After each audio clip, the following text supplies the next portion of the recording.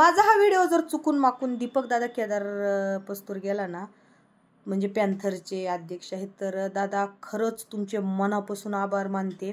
आणि तुमच्यासारखे व्यक्ती समाजात येणं खूप गरजेचं आहे, खूप.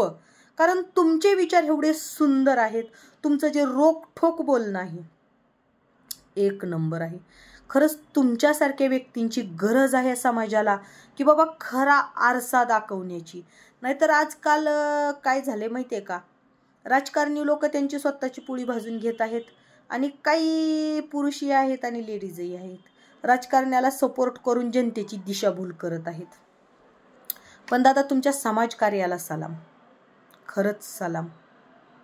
म्हणजे खरं सांगू का, मी आत्ताच नाही, पहिलेपासून जी तुमचा निर्भीडपणा, एकनिष्ठपणा, रोखठोक बोलणं, हे जे मी वारंवार तुमचे व्हिडिओ बघत यायचे, ऐकत यायचे, तर त्यामुळं मी पहिलेपासूनच तुमची खूप मोठी फॅन आहे, खूप मोठी.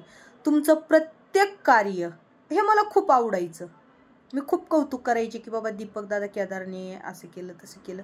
पण जे कालच्या सभेमध्ये तुम्ही जे हाकेला उत्तर दिले ना, हाकेला धनंजय मुंडे साहेबांना, परत वाल्मिक कराडला, जे सडे तोडपणे तुम्ही उत्तरं दिले ना, उत्तरं, आणि त्यांनी जी विरोध मोर्चा काढला होता संभाजीनगरमध्ये, त्या मोर्चाला जे तुम्ही सरळ सरळ विरोध केला, सरळ सरळ, तर परत एकदा तुम्ही मन जिंकलं दादा, परत एकदा मन जिंकलं.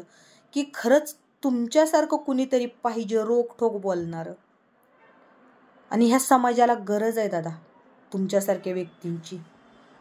कारण तुम्ही जी हाके साहेब, म्हणजे आता तो साहेब म्हणायच्या लायकीचाच नाहीये, पण जे त्या हाकेला तुम्ही जे सांगितलं की 1 महिना होत आलाय संतोष देशमुखाच्या हत्याला, पण 1 महिन्यामध्ये त्याला दिसलं नाही त्यांचं कुटुंब, आणि तो आत्ता आलाय. म्हणजे कशासाठी?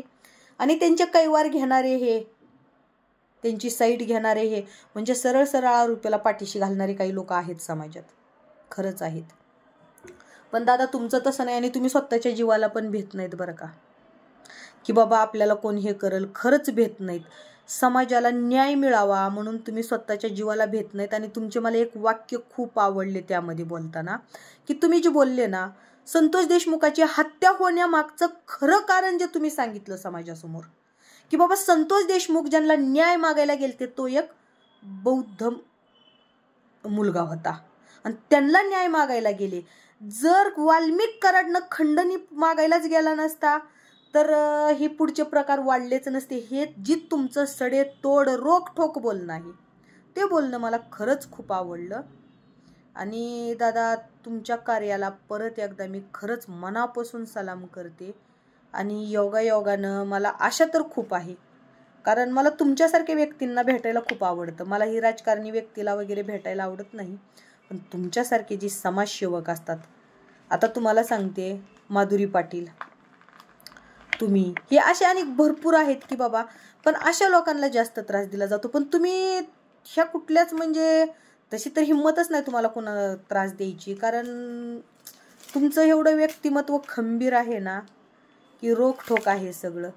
तर खरंच दादा, म्हणजे तुम्ही न्याय मागण्यासाठी खूपच छान प्रकारे प्रयत्न केलेत, रोखठोक. आणि परभणीतल्या महिलांना पण सलाम बरं का, कारण त्यांनी जी एक निष्ठता दाखवली, त्यांनी जे आरसा दाखवला त्या हाकेला, त्यासाठी सलाम. आणि आता कसं आहे की जे पोलीस स्टेशनला